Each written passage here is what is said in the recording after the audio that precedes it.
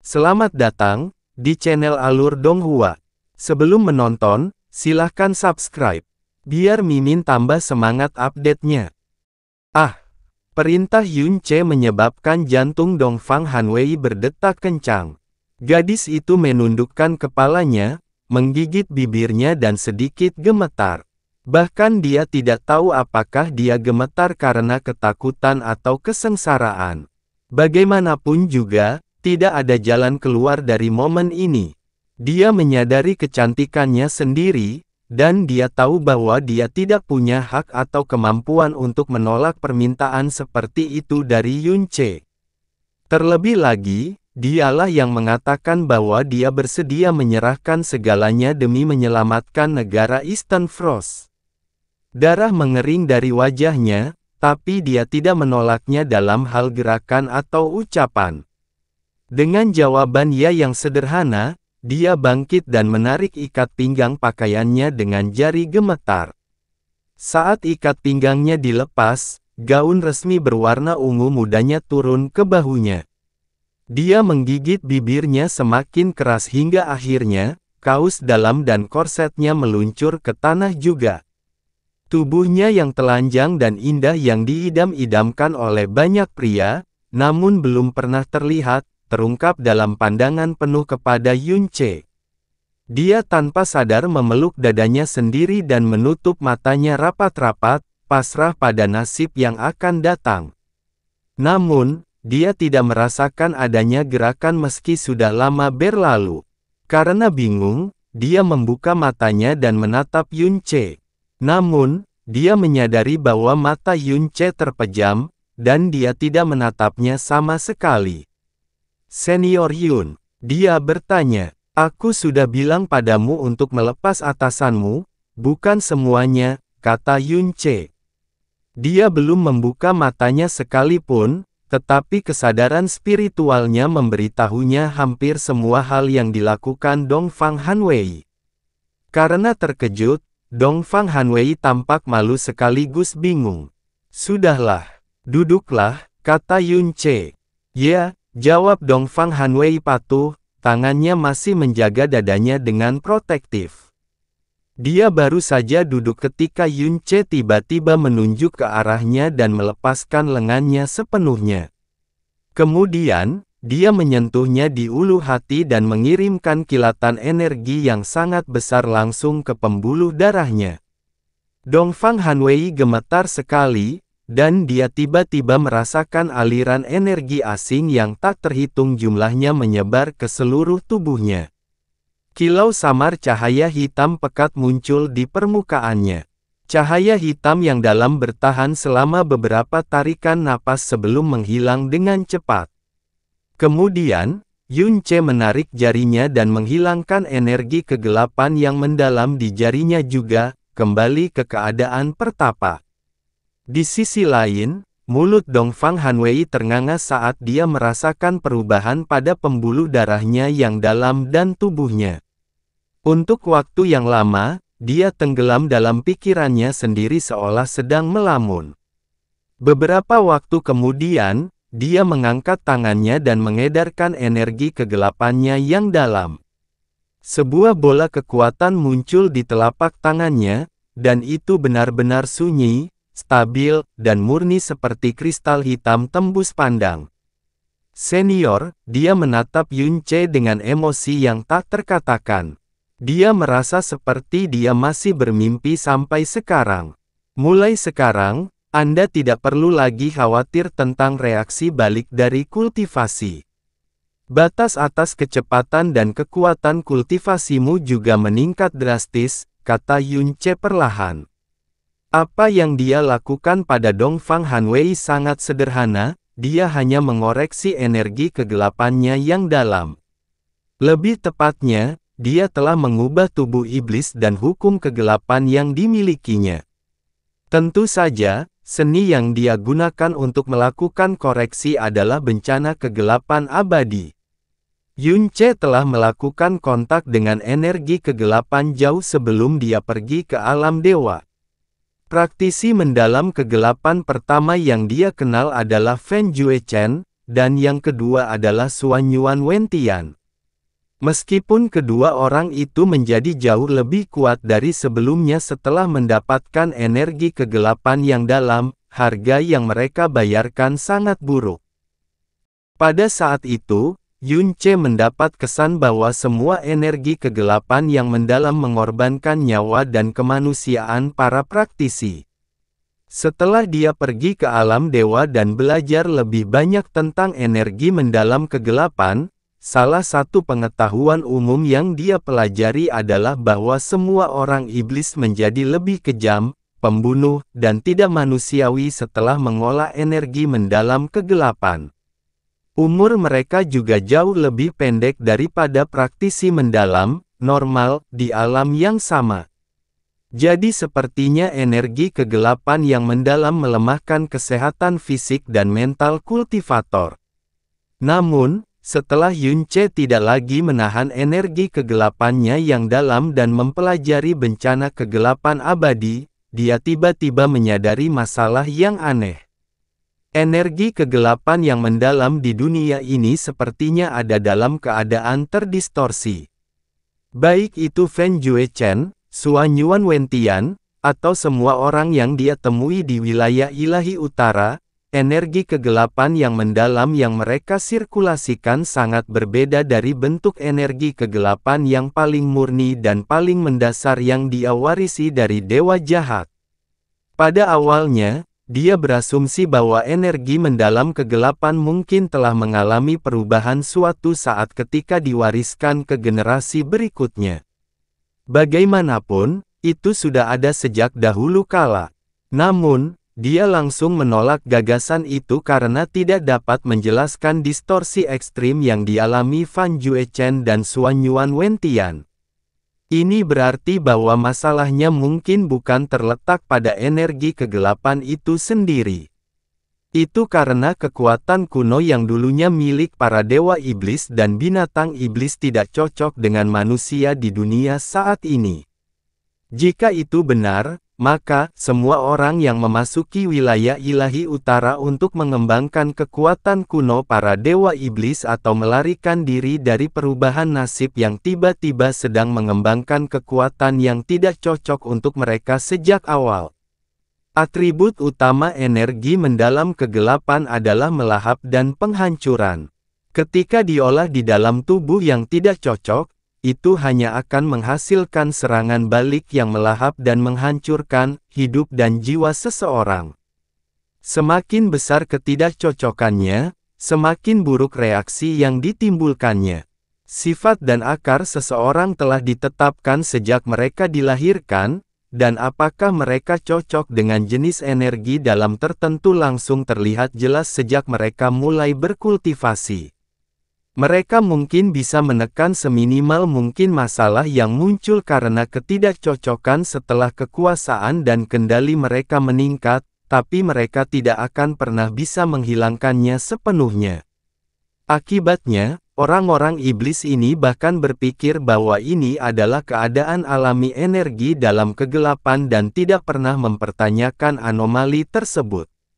Namun, bencana kegelapan abadi adalah energi kegelapan Kaisar Iblis dengan hukum uniknya sendiri.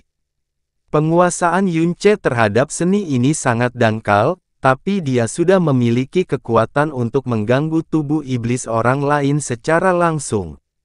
Dia sekarang bisa memperbaiki tubuh praktisi kegelapan sehingga cocok dengan energi kegelapan yang mereka kembangkan dengan sempurna.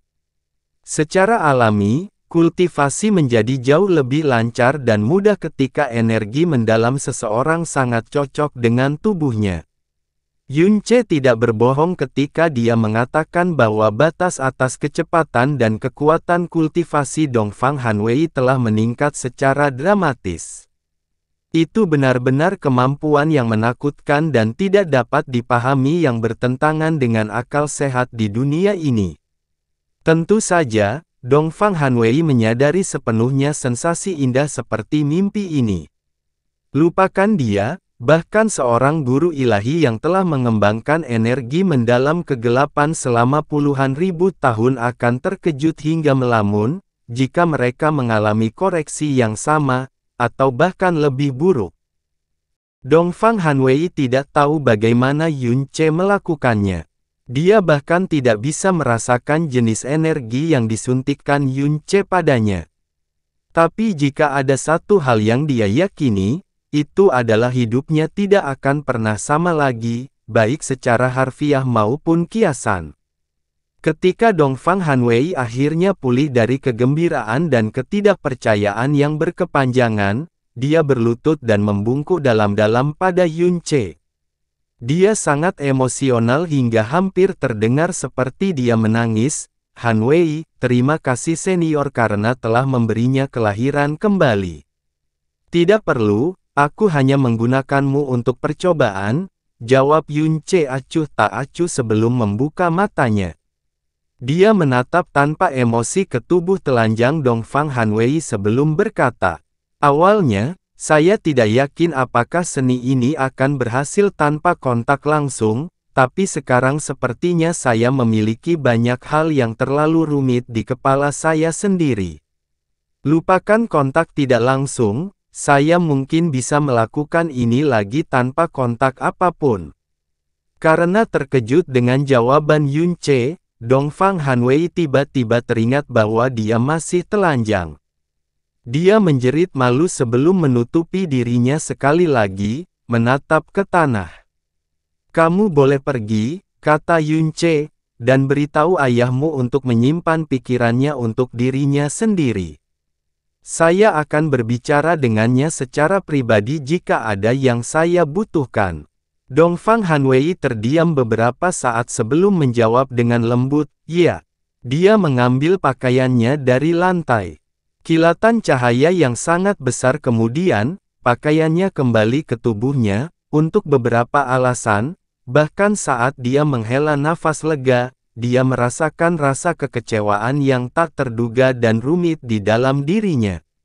Itu karena mata Yun Ce tidak menunjukkan emosi apapun meskipun dia telah melihat seluruh tubuh telanjangnya sebelumnya.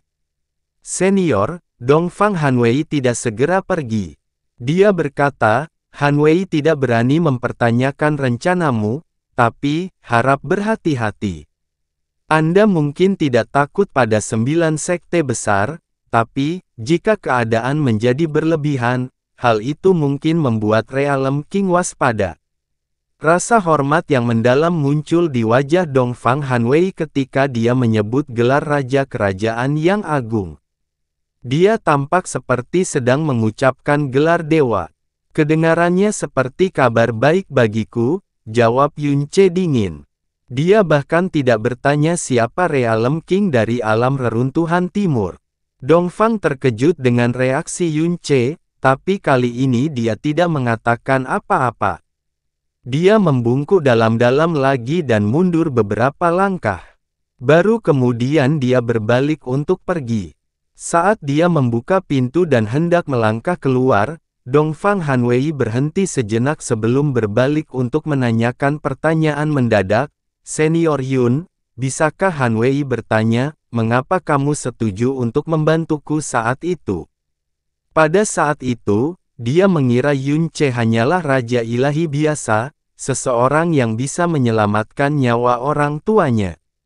Tapi fakta bahwa dia telah membunuh Raja Ilahi dari 9 sekte besar seolah-olah mereka bukan siapa-siapa, dan memberinya kehidupan baru hanya dalam waktu beberapa saat, adalah tanda pasti bahwa dia jauh lebih menakjubkan daripada yang dibayangkan semua orang menjadi. Negara Eastern Frost seharusnya hanya sebesar setitik debu di matanya, jadi mengapa dia mengikutinya ke sini? Dia tahu bahwa dia telah menanyakan pertanyaan berbahaya, dan dia tahu bahwa Yun Ce tidak akan memberikan jawabannya. Tapi entah kenapa, dia tetap ingin tahu. Yang mengejutkannya, Yun Ce memberinya jawaban. "Karena aku butuh batu loncatan, mengerti?" Dia menatap Yun Ce dalam diam untuk waktu yang sangat lama. Dia tidak tahu jawaban apa yang ingin dia dengar, tapi dia tahu sekarang bahwa dia dan Yun Ce hidup di dunia yang berbeda. "Maaf mengganggumu," senior. Han Wei akan membawanya pergi sekarang. Dia menutup pintu dan menutup kembali penghalangnya.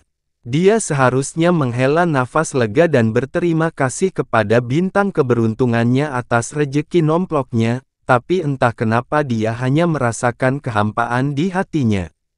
Itu adalah sesuatu yang belum pernah dia alami sebelumnya, dan dia tidak tahu mengapa dia merasakan hal ini. Setelah Dongfang Han Wei pergi, Yun Ce menarik sepiring kue lebih dekat dan tersenyum lembut, berkata, "Yuer, ayo coba ini." Seorang gadis dengan pupil berwarna-warni muncul dan memegang kue berwarna merah di tangannya sambil makan. Dia tampak sangat puas dengan makanannya.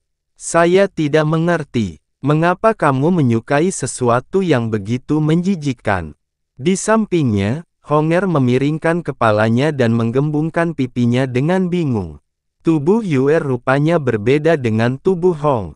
Setelah dia perlahan mendapatkan kembali indera perasanya, makanan manis menjadi makanan favoritnya. Ini bukan pertama kalinya Honger mengeluhkan hal ini. Yun Ce memutar matanya ke arah Honger, "Kaulah yang aneh di sini, oke?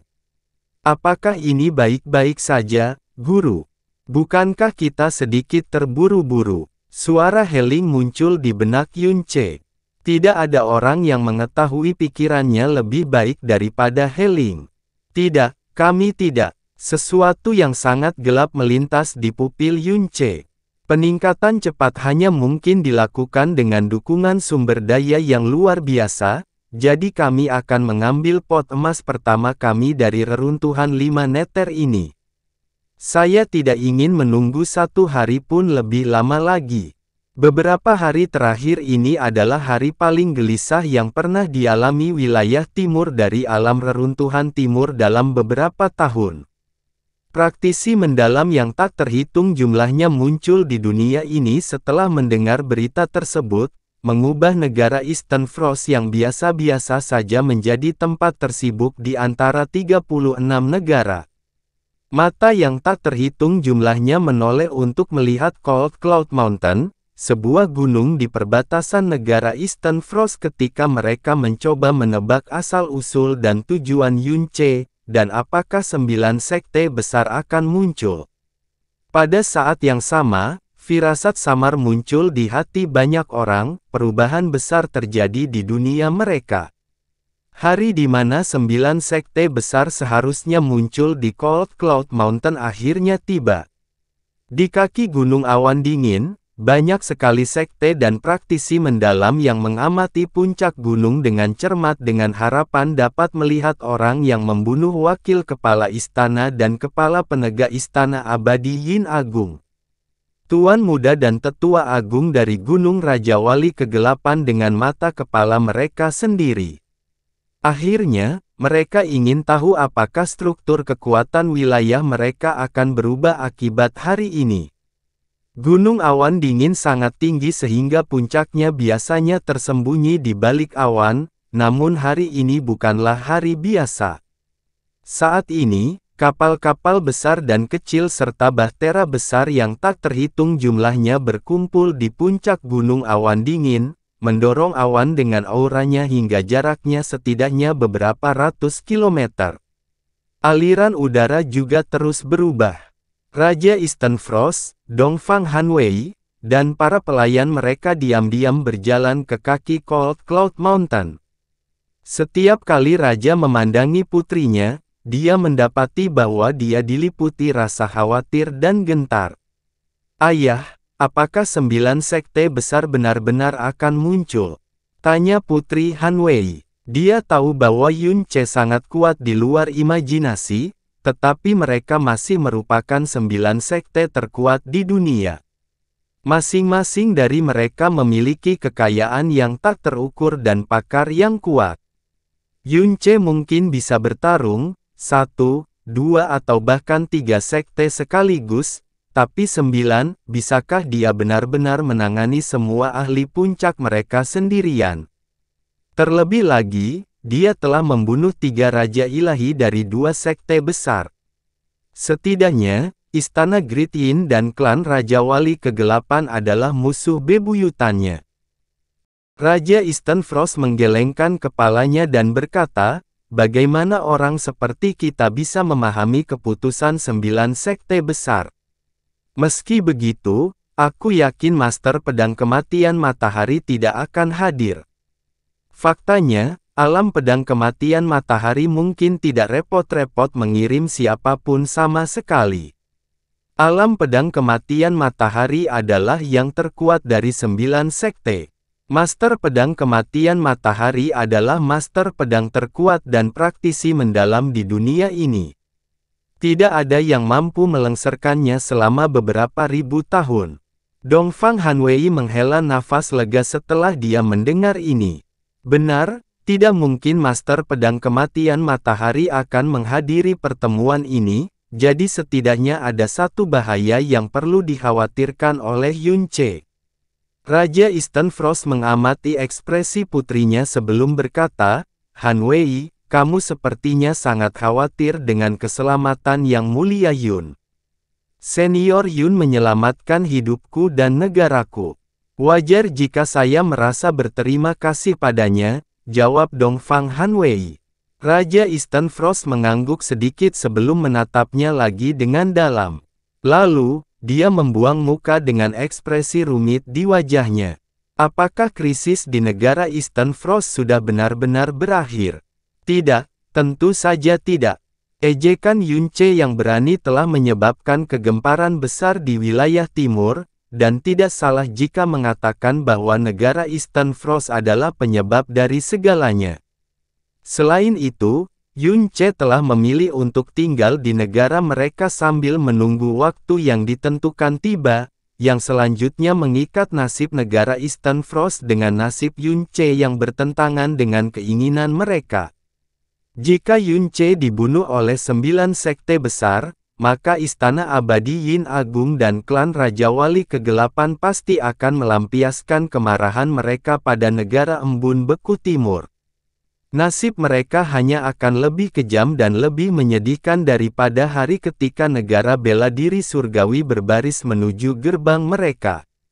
Di sisi lain, jika Yun Ce benar-benar berhasil mengalahkan 9 sekte besar, hasil yang seperti mimpi itu menyebabkan Raja Frost Timur tanpa sadar mengepalkan tangannya yang gemetar. Apapun hasil hari ini, itu akan menentukan nasib negara Eastern Frost, bahkan jika Raja Eastern Frost tahu bahwa Yun Ce tidak peduli apakah mereka hidup atau mati sama sekali. Itu adalah semacam kesedihan yang harus dihadapi oleh orang lemah. Sementara itu, orang-orang sedang membicarakan baik di atas maupun di bawah gunung. Siapa Yun Ce ini? Apa kita belum punya kepastian tentang dia? Aku tidak tahu. Ada rumor yang mengatakan bahwa dia berasal dari dunia bintang yang berbeda, dan dia mengembangkan semacam api dalam yang aneh. Kudengar dia sendirian membunuh Peri Zixuan dan Tetua Agung Raja Wali Kegelapan. Bahkan Ming Xiao dikalahkan olehnya. Apa kultivasinya? Rumor mengatakan bahwa dia adalah Raja Ilahi tingkat 1, tapi itu pasti sebuah kesalahan. Mengingat dia mampu mengalahkan Ming Xiao dan Peri Zixuan, dia mungkin adalah Raja Ilahi level 8 atau bahkan level 9. Raja Ilahi tingkat 9. Bukankah itu membuatnya setara dengan Master Pedang Kematian Matahari? Itu hanya dugaan. Juga, saya mendengar bahwa Master Pedang Kematian Matahari sedang berkultivasi terpencil, berupaya mencapai Raja Ilahi tingkat 10. Namun belum ada yang tahu apakah dia berhasil. Kemungkinan dia masih berkultivasi terpencil. Raja Ilahi tingkat 10, jika Master Pedang Kematian Matahari berhasil, legenda baru akan lahir atas namanya. Bagaimanapun, tidak mungkin Master Pedang Kematian Matahari akan muncul hari ini terlepas dari apakah dia sudah selesai berkultivasi atau belum. Tapi tentu saja, dia akan kehilangan muka jika dia menanggapi ejekan arogan seperti ini secara pribadi.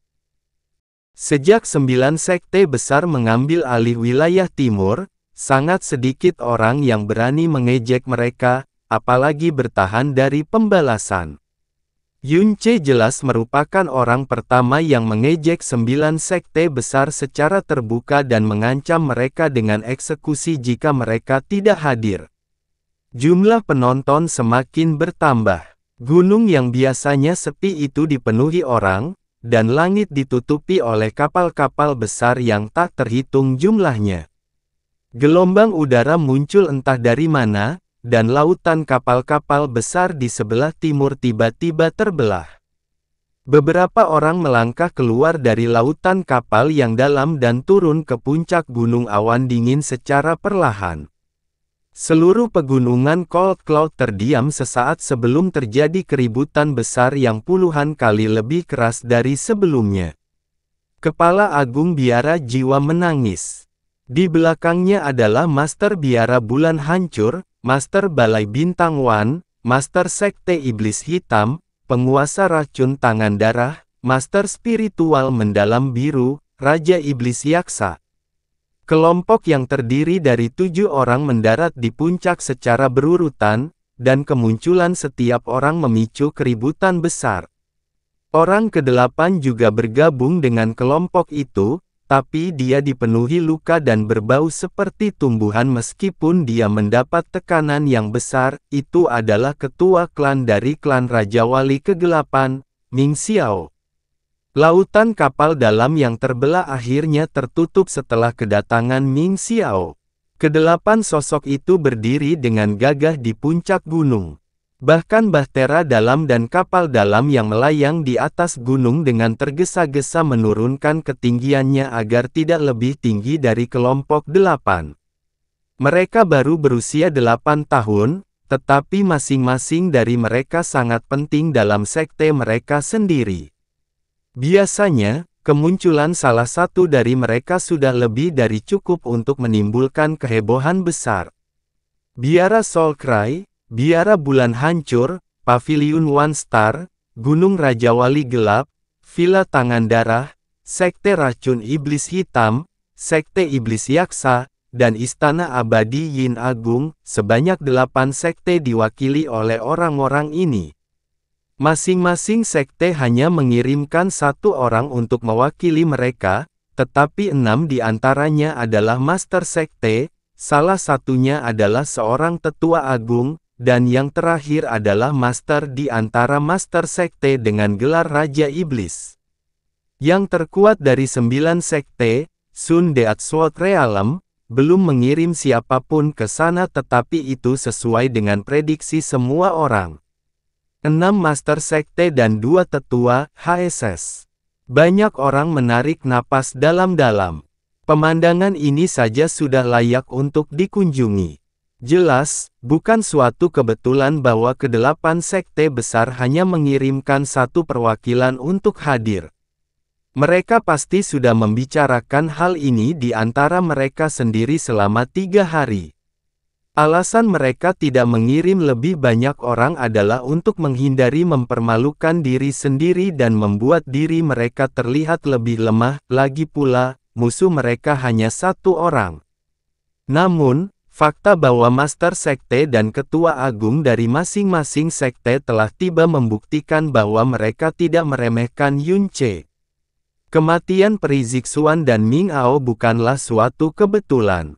Ini adalah, meskipun Raja Eastern Frost sudah siap secara mental sejak awal, dia tetap terkejut dengan kedatangan mereka. 6 Master Sekte dan 2 tetua. Itu adalah kekuatan yang sangat menakutkan sehingga dia bahkan tidak bisa membayangkannya di kepalanya. Mungkinkah Yunce benar-benar melawan mereka sendirian? Di sampingnya, Dongfang Hanwei sangat gugup hingga dia bahkan tidak bisa berbicara. 6 Master Sekte dan 2 tetua agung, serta tetua tangisan jiwa dan Raja Iblis Yaksa setidaknya sama kuatnya dengan Master Sekte manapun. Mereka semua adalah praktisi tingkat atas. Ini keterlaluan. Yunce yang menyebabkan semuanya sendiri. Yunce masih belum datang, dia tidak takut, kan?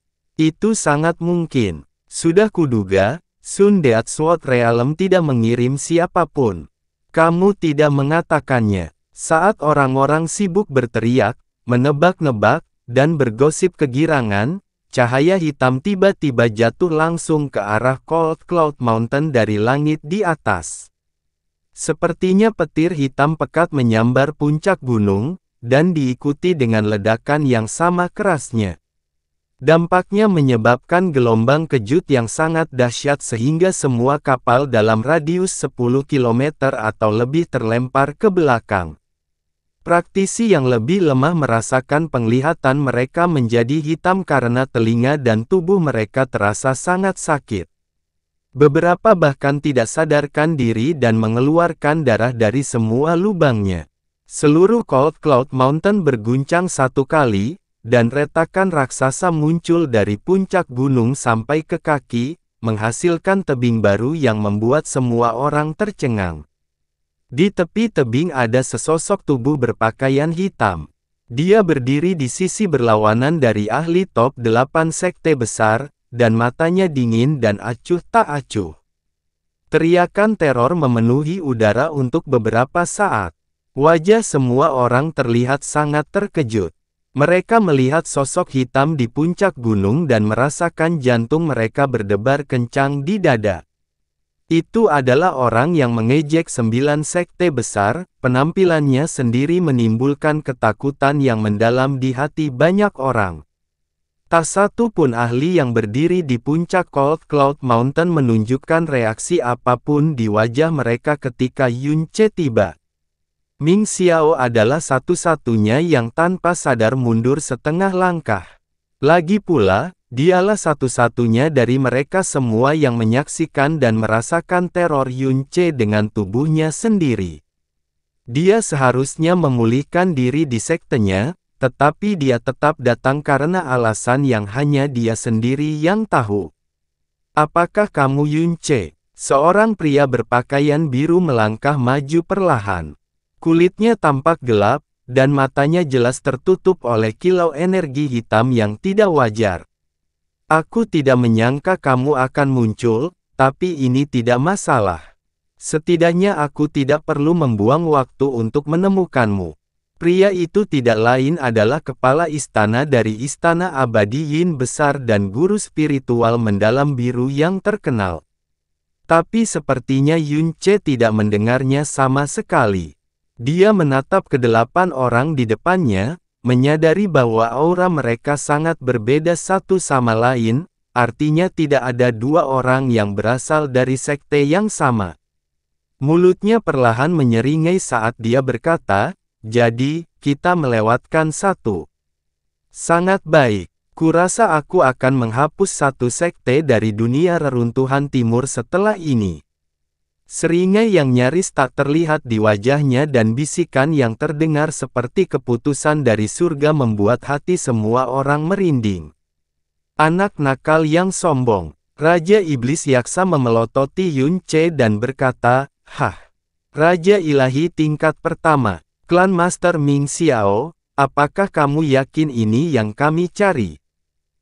"Heh, meremehkan dia dan kamu akan mati sebelum kamu menyadarinya," kata Ming Xiao dingin. Dia tidak berani menyinggung Yun Ce secara sembarangan tanpa mengkonfirmasi niatnya. Tapi tentu saja dia tidak akan menyebut Yun Ce, yang tertinggi, di hadapan banyak orang. "HMPH, kami tidak akan datang ke sini secara pribadi jika kami melakukannya. Namun, bocah ini bahkan lebih sombong dari yang kubayangkan." Penguasa racun tangan darah mengulurkan telapak tangan kanannya saat cahaya hitam kebiruan menari menakutkan di antara jari-jarinya. "Jadi aku akan memastikan akhir hidupnya jauh lebih buruk dari yang dia bayangkan." Tidak ada yang berusaha menyembunyikan percakapan atau ekspresi mereka. Tapi Yun Ce masih tidak bereaksi sedikit pun. Sebaliknya, dia perlahan berjalan menuju kelompok 8 orang itu sampai dia berada sekitar 30 meter dari mereka. 8 orang, 6 Raja Ilahi tingkat 7, 2 Raja Ilahi tingkat 6, Tidak ada seorang pun di seluruh dunia kecuali Master Pedang Kematian Matahari yang bisa mengalahkan kekuatan seperti ini. Setelah berhenti, Yunce berkata dengan acuh tak acuh, alasan aku memerintahkan kalian semua untuk datang hari ini adalah untuk menyatakan satu hal. Mulai hari ini dan seterusnya, aku, Yunce, adalah penguasa wilayah timur. Ekspresi semua orang berubah drastis saat mendengar ini. Yunce perlahan mengangkat tangannya dan menyipitkan matanya. Dia menatap kelompok 8 orang di depannya dan berkata, kamu sekarang harus mengambil pilihan, menyerah padaku, atau mati.